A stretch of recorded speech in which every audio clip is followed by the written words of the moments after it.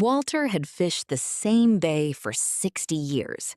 He knew it the way you know a person, its moods, its silences, the particular way it moved in the hour before a storm.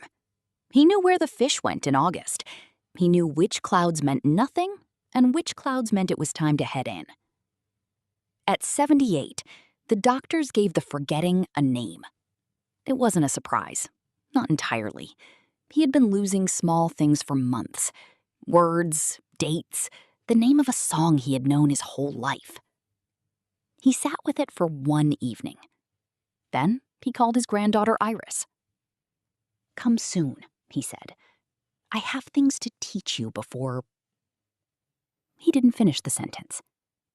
She understood. Iris drove 4 hours and arrived on a Friday evening. The next morning, before the sun had made up its mind, they were on the boat. He taught her how to read the water, not from a book, from looking. See where it darkens? Just there. That's depth. That's where they go. He taught her how the surface breathes differently before the wind shifts. He taught her knots, 7 of them in the first 3 days. Her hands ached.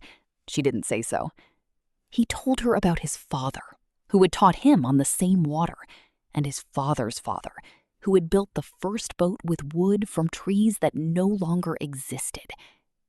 And on the 5th day, tying rope in the early morning quiet, he said, without looking up, "The sea doesn't care who you are, so you have to know who you are first." Iris didn't write that one down.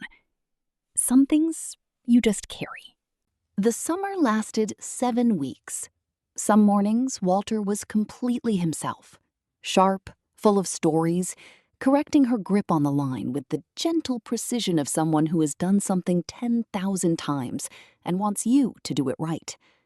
Other mornings, he called her by her mother's name. He didn't always notice.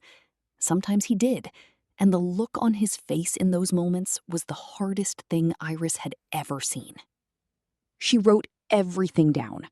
Every knot, every rule, every story about her great-grandfather and the price of fish in 1962, and the time a seal followed the boat for 3 days straight. She filled 3 notebooks. The handwriting got faster as the weeks went on. She was not, she understood by the end, preserving a hobby. She was preserving a man. At the end of August, on a Tuesday morning, Walter stood at the end of the dock and looked out at the water. Then he turned to Iris. "Where's the boat?" he said.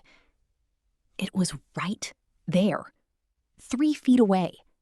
He had tied it himself that morning. She had watched him. Iris took his hand. Very quietly, she said, "It's there, Grandpa. I see it. Just there." He looked. For a moment. A long moment. He couldn't find it. Then something settled. He saw it. He nodded. And then he looked at her. Not lost, not confused. Completely clear. With an urgency that she would remember for the rest of her life, and said, "Write down the knot I showed you yesterday, the one with the double turn. Right now.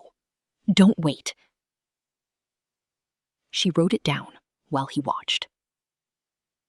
He checked it, nodded again. Then he stepped carefully into the boat. Walter passed away the following March. The bay was still frozen at the edges. He would have had something to say about that. Iris still fishes the same water. Every summer, same bay, same early morning, same hour before the sun decides what kind of day it's going to be. She brings the 3 notebooks, not to read. She knows everything in them by heart. She brings them the way you bring a photograph, not because you need to look at it, but because having it near is its own kind of company. She knows every knot, every rule, every sign in the water that her grandfather taught her in 7 weeks, with the specific urgency of someone who understood exactly what was at stake. And sometimes, when the water darkens in a particular way, just ahead of the boat, she hears his voice. See? Just there. That's depth. That's where they go. Here is what their story means. Everything you know that matters, the knots, the rules, the way the water breathes, was given to you by someone who is running out of time to give it. Pass it on, before you forget, before they do.